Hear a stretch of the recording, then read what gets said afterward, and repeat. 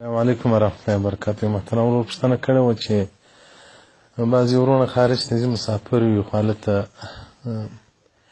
د دوی زیات ټیم لګېږي، هغه هم د ښځو په اجازه باندې وي. نو که دوی په 4 میاشتې اندازه کې کور ته رارسېږي نو د دې د لارې مصارف نه پوره کېږي. نو که دوی ته د ښځو اجازه وي دوی کال تېر کړي دونه اندازه، په دې کې شرعاً کوم ممانعت شته که نه شته؟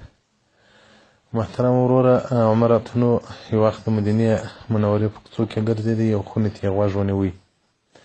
له دې خونې څخه اواز راپورته کېده، یو څو بیتونه هغه ښځې وویل چې هغه د مېړه په فراق کې وه، د مېړه په جداوالي کې.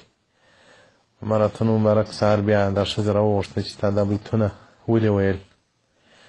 یا بیتو کې دا خبره کوله که د الله څخه وام نه وای پر دې کټ باندې به 4 پښې وای، یعنې ما به زنا کړې وای، خو د الله څخه بېرېږم. ښځې ورته وویل چې زما خپل خاوند یادېدی. بیا دوی ولاړې حفصې رضیالله عنها ته چې د رسول الله صلی الله علیه وسلم لور وه، د رسول الله صلی الله علیه وسلم بیبي وه. هغې څه پوښتنه وکوله چې ښځه څونه وخت کولی شي چې د مېړه بېغیره د مېړه څخه ګزاره وکړي؟ دې ورته 4 میاشتې. بیا عمر اتنو صحابه کرامو ته خطونه واستول چې هر ځای مجاهدین وي هغه باید راسي. نو له هغه بعد بیا صحابه کرامو ته 4 میاشتې زیات سفر نه کوو. نو که د ښځې اجازه نه وه تر 4 میاشتې شرعاً سړي ته سفر حرام دی. که هغه سړی سبق وایي، علم حاصلوي، که سړی جهاد ته ځي، که سړی په تجارت پسې ځي.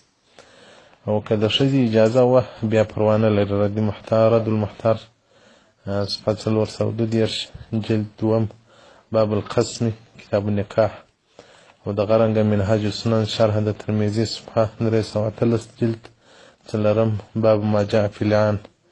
نو که د مېړه اجازه د ښځې اجازه و مېړه ته وي، که دی په مزدوري پسې ولاړ شي، که جهاد ته ولاړ شي، که سبقۍ پسې ولاړ شي، بیا که کال تېر کړي که 2 کاله تېر کړي شرعي کوم ممانعت نشته، غاړې نه دي بندې.